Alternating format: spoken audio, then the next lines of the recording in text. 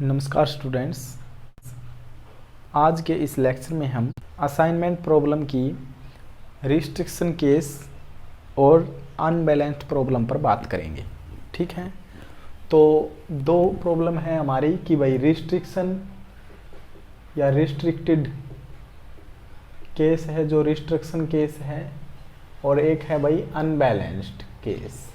Unbalanced का मतलब क्या समझ रहे हो कि भाई मैट्रिक्स का जो ऑर्डर है वो स्क्वायर नहीं मिलेगा आपको, आया ना समझ? स्क्वायर ऑर्डर नहीं मिलेगा, मतलब अभी तो आपको m और n number of row number of column बराबर मिल रही थी, यहाँ पर नहीं होगा ऐसा काम। तो इन प्रॉब्लम को कैसे हैंडल करेंगे वो देखिए। पहले रिस्ट्रिक्शन मोड पर बात कर लेते हैं। जैसे ये 1 2 3 कोई भी वर्कर है, A B C कोई भी मशीन है।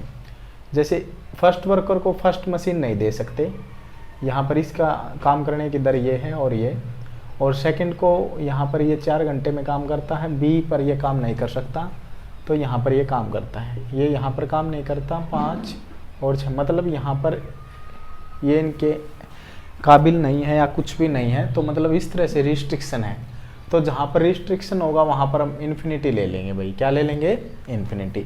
और देन उसी तरह से सोल्व करेंगे। अगर मिनिमाइजेशन का केस है डायरेक्ट हम क्या करते हैं, अगर मैक्सिमाइजेशन का केस है तो हम मिनिमाइजेशन में कन्वर्ट कर लेंगे, सबसे बड़ा एलिमेंट सब में से सब्ट्रैक्ट कर देंगे, है ना। देन तो फिर मिनिमाइजेशन में आते ही row reduction, column reduction, row reduction कर देना है, देन कॉलम रिडक्शन कर देना है ना। फिर वहाँ साइन करेंगे जहाँ पर 0, बाकी तो फिर मोड आपको समझ में आया है। ठीक है, जहाँ पर नहीं है हम इन्फिनिटी कर लेंगे, बाद में तो फिर वैसे ही सोल्व करना है। और अनबैलेंस्ड प्रॉब्लम क्या है, जैसे अब फोर्थ वर्कर है, यहाँ पर 5 6 और यहाँ पर ये काम नहीं कर सकता, तो अब यहाँ पर 4 वर्कर है, मशीन है कम, तो यहाँ पर डमी इंट्रोड्यूस करेंगे, डमी डाल देंगे। डमी मतलब अब यहाँ पर 4x4 का ऑर्डर बनने में जो रो या कॉलम की कमी है, उसी रो या कॉलम को हम 0 से फिलअप कर देंगे, डमी बोला जाएगा इसको। ठीक है, या फिर आप अलग से भी आ सकती है ये प्रॉब्लम इस तरह से कि भाई 4 5 6 2 3 2 1 1 2 कुछ भी है, मतलब ये A टीचर है, B टीचर है, C टीचर है, यहाँ पर ये एक सब्जेक्ट पढ़ाता है, ये 2 ये 3, और इस तरह से यहाँ पर फोर्थ सब्जेक्ट भी है, यहाँ पर टीचर 3 है और 4 5 6 और सब्जेक्ट है हमारे 4। तो इस केस में यहाँ पर स्क्वायर ऑर्डर की कसर है, तो यहाँ पर डमी डाल देंगे। तो इस तरह से हमें स्क्वायर ऑर्डर में आने के लिए जहाँ पर कमी होगी ना, मतलब जिस रो या कॉलम में, जैसे यहाँ पर देखिए 4x4 के में यहाँ कमी थी इसकी एक कॉलम की, तो इस कॉलम को डमी से मतलब फिलअप कर दिया। इसी तरह से यहाँ रो की कमी थी इसको स्क्वायर ऑर्डर बनने में, तो हमने इससे फिलअप कर दिया। ठीक है ना। जैसे इसका पहले ऑर्डर था 3x4, तो यहाँ पर एक ज़्यादा चाहिए ना, तो इसका मतलब रो में डमी होगा। यहाँ पर इसका ऑर्डर था भाई यहाँ तक 4x3, तो इसका मतलब यहाँ डमी चाहिए, तो यहाँ पर कर दिया इस तरह से। ठीक है ना। और रिस्ट्रिक्शन मोड कुछ नहीं है, जहाँ पर ये कहे कि काटा मार दे या फिर खाली छोड़ दे या फिर m लिख दे या इन्फिनिटी लिख दे, इसका मतलब हम यहाँ पर असाइन नहीं कर सकते। ठीक है, वो जो ये वर्कर है इसको ये मशीन असाइन नहीं हो सकती, इसको ये नहीं हो सकती, तो ये रिस्ट्रिक्शन है, मतलब ये बाधा है, यहाँ पर आप नहीं कर सकते। तो ठीक है, आप क्वेश्चन से समझेंगे तो आसान है। अलग केस आ जाता है ये अनबैलेंस्ड का, तो कुछ नहीं होता भाई। अब देखो ये उसी तरह से सोल्व होगा जैसे पहले हमने सोल्व किया है, अब हो चुका है ये, बस अब कर देंगे इसको जैसे बैलेंस प्रॉब्लम में हमने किया है, अब तक करते आए हैं, तो उसी तरह से होगा, नया कुछ नहीं है। अब क्वेश्चन से समझते हैं, तो ध्यान से देखिए। देखिए भाई क्या है question. In a modification of a plant layout of a factory for 4 new machine M1 M2 M3 and M4 are to be installed in a machine shop. मतलब कि कोई भी फैक्ट्री है उसके पास 4 मशीन है, new machine M1 M2 M3 M4, और इसको इंस्टॉल करनी है किसी मशीन शॉप में या रूम में, मतलब 5 वैकेंट प्लेस हैं। तो यहाँ पर there are 5 vacant place A B C D E, machine 4 हैं, वैकेंट प्लेस 5 है, अनबैलेंस्ड प्रॉब्लम है। ठीक है, क्योंकि मशीन 4 है और भाई स्पेस 5 है ना, तो अनबैलेंस्ड है। तो एक बात यहाँ तक हमें समझ में आई है कि अनबैलेंस्ड प्रॉब्लम है। और नेक्स्ट क्या है, because of limited space, limited space के कारण मशीन 2 को हम प्लेस नहीं कर सकते C में। तो देखिए C रूम में या C लोकेशन पर हम मशीन 2 को नहीं रख सकते, M2 को। और M3 को हम प्लेस नहीं कर सकते ए लोकेशन पर, ठीक है ना, जैसा कि आप देख पा रहे हैं मैट्रिक्स से। तो the cost of locating a machine at place is as follows, मतलब ये गिवन टेबल है आपको, और एक यूनिट मतलब एक यूनिट 100 को दिखा रही है। जैसे 9 यूनिट है तो 900 रुपये, जैसे M1 मशीन को ए लोकेशन पर रखने के 900 रुपये, M1 मशीन को ही बी लोकेशन पर रखने के 1100 रुपये, इस तरह से। तो फाइंड द ऑप्टिमल असाइनमेंट, फिर नेक्स्ट तो सॉल्यूशन पर बात है। तो जो ऑप्टिमल असाइनमेंट है वो देखिए, वो है ना, तो इसमें ये बताया कि भाई आपको मिनिमाइज़ करना है या फिर मैक्सिमाइज़ करना है। तो बाय डिफ़ॉल्ट हम मैक्सिमाइज़ नहीं करते, हम मिनिमाइज़ करते हैं। बाय डिफ़ॉल्ट हम मिनिमाइज़ ही करेंगे, मैक्सिमाइज़ का केस आपको स्पेशल बोला जाता है। तो देखिए भाई, आपने क्वेश्चन को समझा है, ठीक है, तो अब आंसर देखते हैं। तो इसका मतलब आपने क्या समझा कि ये मशीन है, कोई भी कंपनी है, ये नई मशीन ले आई है, तो इन मशीन को अब रखना है इन्होंने, यहाँ पर वैकेंट स्पेस है ABCDE, ठीक है ना। इस तरह से इन मशीन को यहाँ पर, मतलब ये कोई भी रूम मान सकते हो, ये दूसरा B रूम, ये C room, D room, E room, इस तरह से हमने बताया था ना असाइनमेंट प्रॉब्लम में कि क्लासेज 2 रूम्स या मशीन 2 रूम्स, इस तरह से हम मतलब किसी भी चीज़ को असाइन करने के लिए कि ये मशीन किस रूम में असाइन की जाए, ठीक है। तो अब असाइन करने के लिए ये है, लेकिन ये बता रखा है कि M2 मशीन है वो C रूम में असाइन नहीं हो सकती। क्यों? क्योंकि यहाँ पर वही स्पेस नहीं है ना, तो M2 यहाँ नहीं हो सकती, M3 A में नहीं हो सकती। तो ये रिस्ट्रिक्टेड मोड है, रिस्ट्रिक्टेड केस है, ठीक है, पहली बात। और दूसरी बात ये है कि 1 2 3 4 5 कॉलम है इसमें और 4 रो है, तो इसका ऑर्डर है 4x5, है ना। तो यहाँ पर एक कमी है तो रो में, तो यहाँ पर एक M5 है या फिर D डेमी, है ना। यहाँ पर 0 से फिलअप करेंगे क्योंकि हम ऑर्डर स्क्वायर ऑर्डर बनाएंगे मैट्रिक्स का। तो अब ये 5x5 है, ठीक है। और अब ये है कि आप ये मानिए कि भाई इस M1 मशीन को इस रूम में रखने के 9 यूनिट खर्चा है, मतलब एक यूनिट यहाँ किसको दर्शा रहा है, 100 रुपये को, ठीक है। तो मतलब यहाँ पर 9 यूनिट लिखा हुआ, तो यहाँ पर M1 मशीन को ए रूम में रखने के 900 रुपये, M2 को इसमें रखने के 1100 1500, इस तरह से, है ना। और सब के हैं M2 के ई रूम में रख 900 रुपये 9 यूनिट। तो इस तरह से यहाँ नहीं रखे जा सकते, जहाँ नहीं रखे जा सकते वहाँ इन्फिनिटी से फिलअप कर देंगे बस, ठीक है। तो हम किस मशीन को किस रूम में रखें कि हमारी जो कॉस्ट है वो मिनिमम हो, ठीक है। तो मिनिमाइजेशन का केस है। और 2 नई प्रॉब्लम थी इसमें कि अनबैलेंस्ड थी, तो बैलेंस्ड करना तो बहुत आसान है जहाँ पर कमी है। तो 4x5 थी, तो यहाँ पर एक डेमी हमने डाल देना, डेमी रो, मतलब 0 0 0, ठीक है। अगर कॉलम में होती तो फिर हम डेमी कॉलम डाल देते, ठीक है। और भाई बैलेंस तो फिर ये हमने कर ली। और रिस्ट्रिक्टेड बोर्ड पर कुछ नहीं करना, वहाँ इन्फिनिटी रख देना जहाँ पर पार्टिकुलर मशीन नहीं रखी जा सकती, ठीक है। तो अब इससे आगे देखिए, अब देखिए, अब इस क्वेश्चन को हम आगे फर्दर करते हैं। और ये आपको पता है कि मिनिमाइजेशन का केस है। तो मिनिमाइजेशन केस में सबसे पहला स्टेप क्या है, थ्योरी वही है कि by Hungarian method we select minimum element या smallest element in rows and columns and then subtract each of element corresponding rows and column, है ना। मतलब रो रिडक्शन और कॉलम रिडक्शन। आपने वो थ्योरी भाई मैं लिखवा के आया हूँ, तो आपसे मैं आशा करता हूँ कि आपने वो कर ली है, ठीक है ना। देन आप देखिए इसको, तो रो रिडक्शन करेंगे तो A machine, B machine, C machine, D machine, E machine. तो बाकी अब सॉल्व करने का ढंग वही है, इसमें कोई कुछ नया नहीं है, फिर भी आप देख लीजिए। तो सबसे स्मॉलेस्ट एलिमेंट 9 है, सबसे सब्ट्रैक्ट कर दीजिए, 9 है ना। तो सबसे सब्ट्रैक्ट करेंगे तो यहाँ कितना बचेगा, 0। यहाँ सब्ट्रैक्ट करेंगे तो 2, यहाँ सब्ट्रैक्ट करेंगे तो 6, यहाँ 1 और 2, है ना। यहाँ सबसे स्मॉलेस्ट एलिमेंट है 9, तो 9 सबसे सब्ट्रैक्ट कीजिए 3, 0। इन्फिनिटी में तो कोई फ़र्क ही नहीं होगा, इन्फिनिटी में जोड़ेंगे तब भी इन्फिनिटी, घटाएंगे तब भी इन्फिनिटी, तो इन्फिनिटी में कुछ नहीं होगा। तो यहाँ पर हम सब्ट्रैक्ट कर रहे हैं तो 1 और यहाँ पर 0, ठीक है जी। इन्फिनिटी में यहाँ स्मॉलेस्ट एलिमेंट वैसे 7 है, तो इन्फिनिटी में हम सब्ट्रैक्ट करेंगे कोई फ़र्क नहीं, इन्फिनिटी ही रहेगा। यहाँ 4, यहाँ पर 7, यहाँ पर 4 और जी यहाँ पर 0। यहाँ पर सबसे स्मॉलेस्ट एलिमेंट है जी 7, तो 7 सबसे सब्ट्रैक्ट कीजिए दीजिए, 7 1 5 0 1, और यहाँ तो 0 ही है भाई, ये तो डमी रो है, तो 0 0 और 0 और 0, ठीक है ना, ये डमी रो है, ठीक है ना। तो अब देखिए जी, इतना काम होने के बाद सेकंड हमारा जो काम होता है वो क्या काम है, कॉलम रिडक्शन। तो देखिए भाई, अब यहाँ पर हमने क्या करना है, अब करेंगे हम, यहाँ पर भी 0 है, यहाँ पर भी 0, यहाँ पर भी 0, यहाँ पर भी 0, यहाँ पर भी 0, तो भाई ये एज इट इज रिपीट हो जाएगी, ठीक है। कॉलम रिडक्शन का स्टेप है जो आपका, वो क्या हो जाएगा जी, रिपीट हो जाएगा। आया ना समझ में। तो आपने लिखना है, हम नहीं लिख रहे क्योंकि हमारे पास जगह की प्रॉब्लम है, तो आप क्या लिखेंगे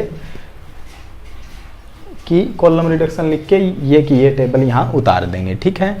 अब देखिए भाई, हम यहाँ पर क्या करते हैं, अब यहीं पर हम असाइन करते हैं, तो असाइन करेंगे तो देखिए क्या, अब इसमें असाइन करते हैं, यहाँ कॉलम रिडक्शन हमने किया है तो यही टेबल रिपीट है, तो अब असाइन करेंगे। देखिए तो रो वाइज असाइन करेंगे, जहाँ सिंगल 0 है वहाँ साइन कर सकते हैं, तो यहाँ साइन कर सकते हैं। तो रो में ऊपर नीचे क्रॉस होंगे 0, तो यहाँ साइन नहीं कर पाएंगे।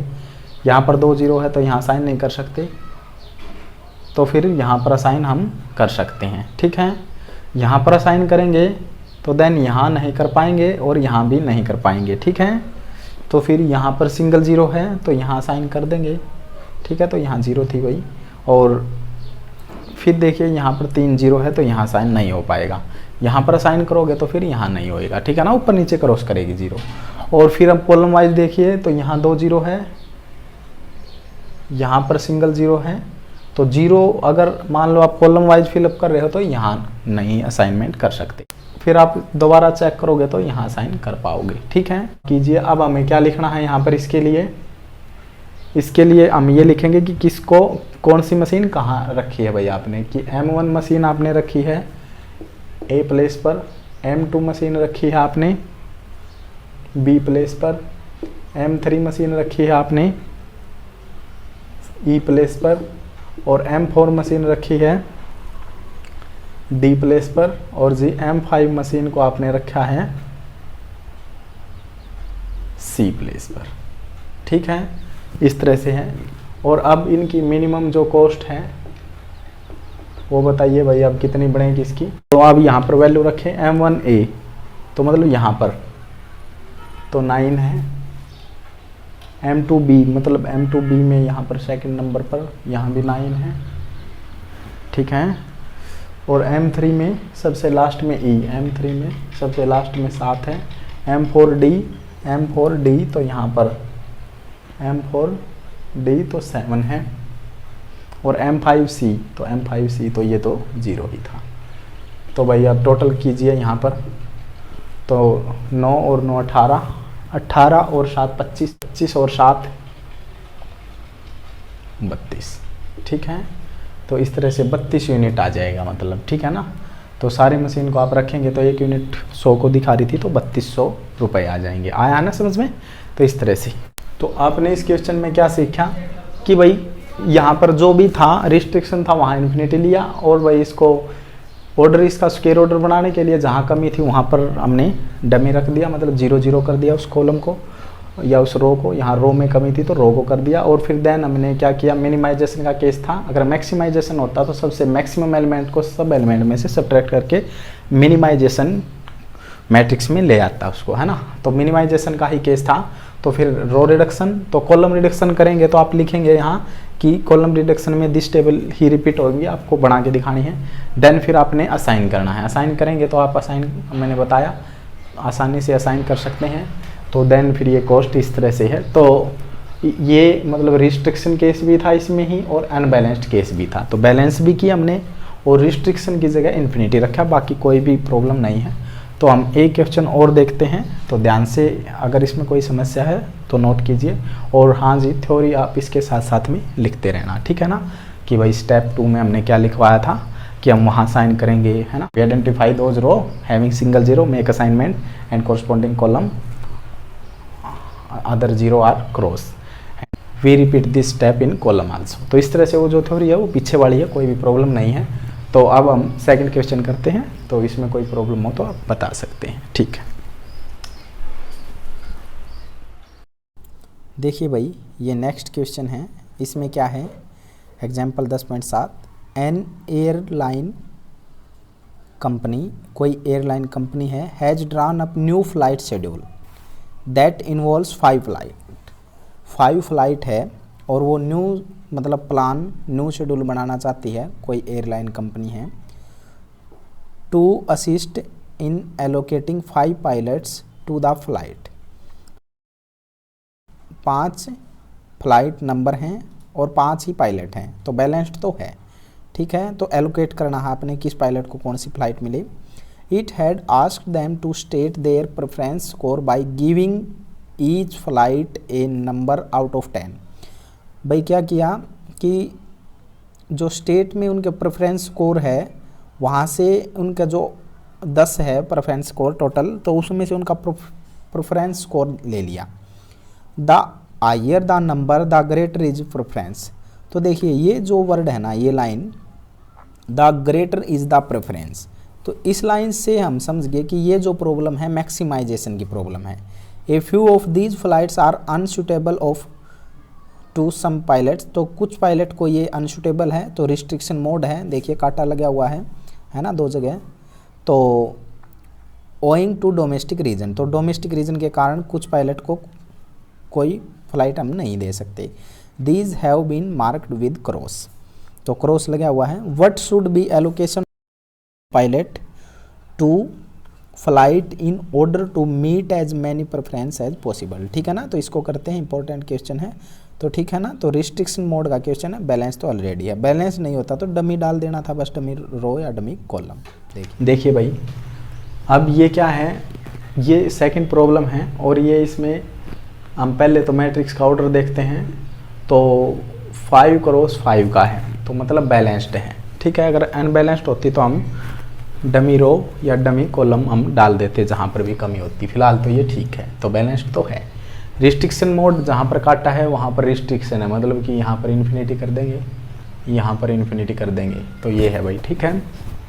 तो इस क्वेश्चन को करते हैं, और इस क्वेश्चन में आपने स्टेटमेंट में समझा है कि क्या है ये, यहाँ पर ये पायलट है, ये है फ्लाइट नंबर, ठीक है। तो हम किस पायलट को प्रेफरेंस स्कोर यहाँ पर है इनके, है ना, कि मतलब भाई 10 में से है इनके प्रेफरेंस स्कोर, आपने क्वेश्चन में समझा है कि इसका 8 है, इसका 2, ये पायलट को 3 नंबर वाली फ्लाइट नहीं दे सकते, ठीक है। कुछ भी रीज़न है उसका, ठीक है, डोमेस्टिक रीज़न है, उसको नहीं पता उस चीज़ का, तो मतलब कोई भी रीज़न है तो नहीं दे सकते, तो यहाँ पर रिस्ट्रिक्शन है। बाकी भाई एक सी पायलट को हम 5वें फ्लाइट नहीं दे सकते, 5वें नंबर वाली, ठीक है। तो इस तरह से है, तो ये पायलट है, ये फ्लाइट नंबर है, और ये इनके प्रेफरेंस स्कोर है। तो हम किस तरह से किस पायलट को कौन सी फ्लाइट, किस नंबर वाली फ्लाइट किस पायलट को दे ताकि हमारा प्रेफरेंस स्कोर मैक्सिमम हो। तो भाई प्रेफरेंस स्कोर मैक्सिमम हो, तो मैक्सिमाइजेशन का केस है ये। देन हम इसको पहले तो हम करेंगे भाई मिनिमाइजेशन केस में कन्वर्ट, तो अब हमारा ये काम है। तो मिनिमाइजेशन केस में बदलेंगे तो क्या होता है भाई, आपको पता है। हम क्या करेंगे कि सबसे मैक्सिमम, देखिए सबसे मैक्सिमम आउट ऑफ 10 है, तो मतलब 10 में से ही है, तो सबसे मैक्सिमम 10 है, 10 में से मतलब सबको सब्ट्रैक्ट करते चले, तो 2, 8, इन्फिनिटी में तो कोई फ़र्क ही नहीं पड़ेगा, इन्फिनिटी में जोड़ोगे घटाओगे इन्फिनिटी ही रहेगा। यहाँ पर 5 रहेगा, और यहाँ पर 6, 0, 1, 8, 2, 6, 5, 6, 1, 4, इन्फिनिटी, 10 में से घटाता हूँ मैं, 7, 4, 8, 2, 3, 5, 4, 0, 6 और 7। तो भाई मिनिमाइजेशन केस में तो हम आ चुके हैं ना। देन हम क्या करते हैं, रो रिडक्शन करते हैं, तो कर देते हैं भाई रो रिडक्शन। तो रो रिडक्शन करेंगे तो यहाँ सबसे मिनिमम एलिमेंट 2 है, तो 2 सबसे सब्ट्रैक्ट करें तो 0, 6, इन्फिनिटी में कोई फ़र्क नहीं होगा, तो 3 और यहाँ पर 4 आएगा, ध्यान से बिल्कुल। यहाँ पर 0 है तो रिपीट हो जाएगी, 0, 1, 8, 2 और 6, ठीक है ना भाई, तो रिपीट हो जाएगी। और यहाँ पर सबसे मिनिमम है 1, तो सब्ट्रैक्ट करें, 5 में से 1 गया 4, तो 5, 0, 3 और इन्फिनिटी तो एज टीज रहेगा। यहाँ पर सबसे मिनिमम है भाई 2, तो 5, 2, 6, 0 और 1। यहाँ पर सबसे मिनिमम 0 है तो ये तो रिपीट ही हो जाएगी, इसमें कुछ नया नहीं होगा। ठीक है, तो रो रिडक्शन हुआ। क्या कॉलम रिडक्शन पॉसिबल है? यहाँ 0 है, यहाँ पर हाँ होगा भाई, है ना, तो अब कॉलम रिडक्शन होगा। तो कॉलम रिडक्शन करते हैं जी, कॉलम रिडक्शन। तो कॉलम रिडक्शन में यहाँ तो 0 है, ये रिपीट होगी 0 0 4 5 और 5। यहाँ पर सबसे मिनिमम एलिमेंट है 1, आपको आता है, पीछे वाली वीडियो देखी है ना आपने। तो 5 0 4 1 3, यहाँ पर 0 है तो ये एच डी जाएगा इन्फिनिटी 8 0 6 और जी 0। यहाँ पर भी 0 है, ये भी रिपीट हो जाएगी 3 2 3 0 6। यहाँ पर 1 है सबसे मिनिमम, तो आप सब्ट्रैक्ट करें 3 5 इन्फिनिटी 0 और 6। आया है समझ में भाई? तो रो रिडक्शन हुआ, कॉलम रिडक्शन हुआ। अब असाइन करके देखिए। तो भाई असाइन करते हैं। अगर यहाँ असाइन कर पाएंगे तो यहाँ नहीं असाइन कर सकते, फिर यहाँ तो है ही नहीं कोई 0, तो उस तरफ तो हमारी मैट्रिक्स ही ख़त्म है ना। तो फिर अगर हम यहाँ साइन कर पाएंगे तो फिर इसके दाएं बाएं नहीं करेंगे, ऊपर नीचे नहीं करेंगे। तो भाई फिर यहाँ पर असाइन करेंगे तो यहाँ नहीं करेंगे, और साइड में तो है ही नहीं कोई 0, ठीक है ना। साइड में लेफ़्ट राइट और अप डाउन नहीं कर सकते फिर। और यहाँ पर अगर आप असाइन करेंगे तो देन यहाँ नहीं असाइन कर पाएंगे। आया है ना समझ में भाई? यहाँ पर असाइन करेंगे तो यहाँ नहीं करेंगे, और नीचे तो है ही नहीं 0। तो क्या ऑप्टिमल असाइनमेंट हुए हमारे? नहीं हुए, क्योंकि 1 2 3 4 और मैट्रिक्स का ऑर्डर पर हम पहले बात कर चुके हैं कि 5 क्रॉस 5 है, तो ऑप्टिमल असाइनमेंट नहीं है। तो किस रो में नहीं है? तो अब हमें स्टेप 3 पर क्या लिखेंगे? Row 5 and column 5 does not have any assignment, hence this question go to step 3। Step 3 क्या था? स्टेप 3 ये था कि identify those row which does not have any assignment, तो ये है।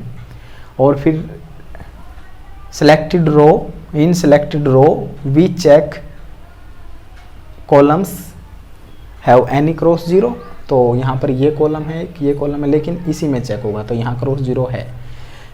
In selected columns we check any row have assignment 0, तो जी ये रो असाइनमेंट 0 है इसमें, तो ये सिलेक्ट हुई है। क्या फिर इसमें देखेंगे क्या इसमें कोई क्रॉस 0 है? नहीं है।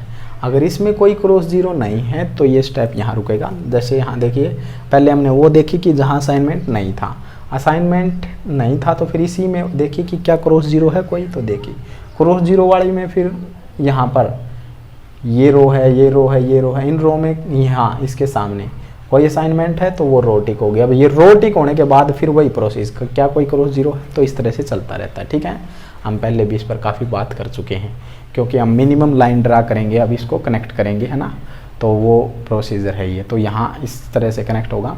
तो we draw line from unselected rows, यहाँ से जाएगी लाइन, यहाँ से जाएगी लाइन, यहाँ से नहीं जाएगी, अनसेलेक्टेड रो से जाएगी, और जी सिलेक्टेड कॉलम से जाएगी, आपको पता है। तो एक ही सिलेक्ट हुई थी कॉलम, तो ठीक है। अब ये टेबल अपडेट होगी, अपडेट कैसे करेंगे वो आपको पता है। अब यहाँ पर अनकनेक्टेड एलिमेंट देखिए, तो ये कनेक्टेड हो चुके, तो ये अनकनेक्टेड पर सर्कल कीजिए, अनकनेक्टेड है ये अनकनेक्टेड है, ये अनकनेक्टेड है, ये अनकनेक्टेड है, ये अनकनेक्टेड है। अनकनेक्टेड में सबसे मिनिमम एलिमेंट देखिए 3 है, तो 2 टिक कीजिए, ठीक है। तो ये 3 है, तो अब ये जो अनकवर्ड है इनमें से ये सब्ट्रैक्ट होगा, जो सिंपली कवर है वहाँ पर ये एज डिज़ाइन एलिमेंट, और जहाँ पर जंक्शन है, जंक्शन मतलब जो 2 लाइन का इंटरसेक्शन है, भाई 2 लाइन तो इसी तरह से यहीं इसी में मिलेगा, आपको जंक्शन मिलना है, तो यहाँ है, तो 3 जंक्शन है, यहाँ पर ये मिनिमम एलिमेंट ऐड होगा। तो अब टेबल को अपडेट करेंगे, देखिए, तो यहाँ पर करते हैं भाई, ठीक है। तो आगे देखिए, तो भाई हम क्या करते हैं, पहले तो जो ये हैं इनका ही हिसाब कर लेते हैं कि 4 4 सी में है ये, तो यहाँ पर ये सब्ट्रैक्ट होगा, तो 1 और 1। अब फिर यहाँ पर है, तो यहाँ पर 3 सब्ट्रैक्ट होगा, तो 2 0, तो 2 और 0, ठीक है। तो देन फिर यहाँ पर है 6 6 मतलब 3 3 और 3, ठीक है 4 5 में। और यहाँ पर है फिर 3 और इन्फिनिटी, ये अनकनेक्टेड। तो ये तो हुए भाई अनकनेक्टेड वाला तो हुआ भाई काम। अब जो सिंपली कनेक्टेड है उनको लिख दीजिए। सिंपली कनेक्टेड ये है,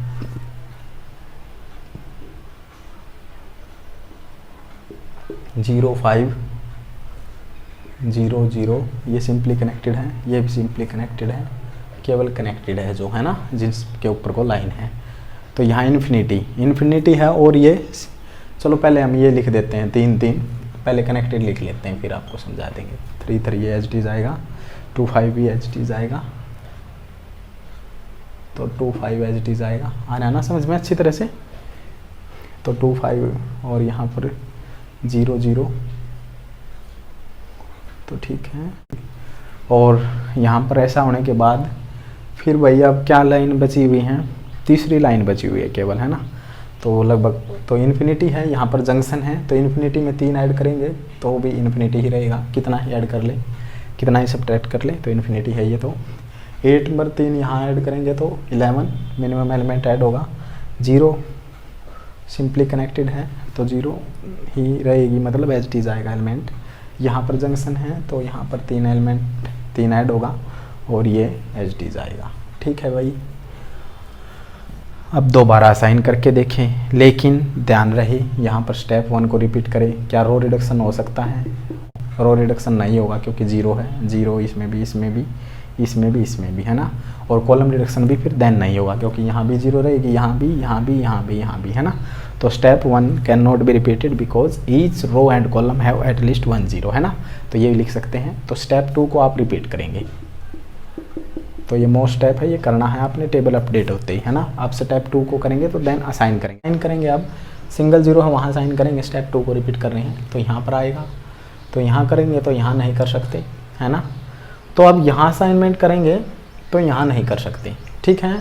लेकिन ध्यान दीजिए भाई, अगर हम यहाँ असाइनमेंट करेंगे तो यहाँ पर 0 क्रॉस हो जाएगी, है ना। और फिर इसमें कोई भी 0 नहीं रहेगी, तो ऑप्टिमल असाइनमेंट नहीं होगा हमारा। तो ध्यान से देखिए, तो हम यहाँ साइन कर दे तो यहाँ क्रॉस होगी, तो यहाँ साइन नहीं कर पाएंगे। तो इस कारण से हम यहाँ साइन करेंगे। यहाँ साइन करते हैं यहाँ क्रॉस हो जाएगा, तो ठीक है। तो हम यहाँ साइन कर देंगे, ठीक है। तो हम फिर यहाँ साइन कर देंगे तो फिर यहाँ साइन नहीं कर सकते। तो इस तरह से साइन आपने करना है, तो ठीक है ना। अगर आप यहाँ साइन कर देते तो फिर आप कहते कि ऑप्टिमल सॉल्यूशन नहीं मिला। तो ध्यान से देखना है कम्बिनेशन को। तो 1 2 3 4 5, तो हमारे ऑप्टिमल असाइनमेंट हुए। ऑर्डर भी 5 ही था, 5 क्रॉस 5 का था, तो 5 ही असाइनमेंट हो चुके। यहाँ पर लिखते हैं हमारे किस पायलट को कौन सी फ्लाइट मिली है वो लिखेंगे। तो ए को मिली है फर्स्ट, बी को असाइन हुई है भाई सेकंड फ्लाइट, सी को असाइन हुई है 4th फ्लाइट और डी को असाइन हुई है 5th फ्लाइट और ई को असाइन हुई है 3rd फ्लाइट। तो अब इनका मैक्सिमम प्रेफरेंस, है ना, मैक्सिमम प्रेफरेंस स्कोर चाहिए था हमें, तो वही हमें मैक्सिमम वाले ही प्रॉब्लम की है ये। तो ए को फर्स्ट, तो यहाँ से ओरिजिनल टेबल से वैल्यू ए को फर्स्ट और यहाँ पर है तो 8, बी को सेकंड यहाँ पर तो 9, सी को फोर्थ मतलब कि सी को फोर्थ 6, डी को फिफ्थ 7 और ई को थर्ड तो 10। ठीक है, अब ऐड कर दीजिए भाई इनको, तो मैक्सिमम प्रेफरेंस स्कोर आ जाएगा। अब ऐड कीजिए इसको, 8 और 9 17 और 6 23 और 7 23 तो 40। तो 40 की 14 का क्या आ जाएगा, स्कोर आ जाएगा, मैक्सिमम स्कोर, अगर आप इस तरह से असाइन करते हैं पायलट को फ्लाइट नंबर। ठीक है, तो आपने रिस्ट्रिक्शन किस तरह से हैंडल करना है और अनबैलेंस्ड प्रॉब्लम भी साथ में ही आपने सीख ली है भाई। ठीक है स्टूडेंट्स, आपको ये लेक्चर समझ में आया होगा। हमने 2 प्रॉब्लम करवाई आपको, रिस्ट्रिक्शन मोड और अनबैलेंस्ड प्रॉब्लम की। ठीक है, तो अनबैलेंस्ड प्रॉब्लम में हम क्या करेंगे, जहाँ पर कमी है हम वहाँ पर डमी रो या कॉलम डाल सकते हैं, देन हम सोल्व करेंगे। और रिस्ट्रिक्शन में जहाँ पर है इनफाइनाइट डाल सकते हैं, देन वही प्रोसीजर रहता है जैसे हमने पीछे किया है। तो ठीक है, अगर फिर भी कोई समस्या है, ठीक है, तो आप हमारे कमेंट बॉक्स में कमेंट कर सकते हैं और हमें बता सकते हैं कि ये लेक्चर आपको कैसे लगे हैं। अगर अच्छे लगे हो तो लाइक करें। अब हम नेक्स्ट लेक्चर में ट्रैवलिंग सेल्समैन पर बात करेंगे। ठीक है, तो धन्यवाद।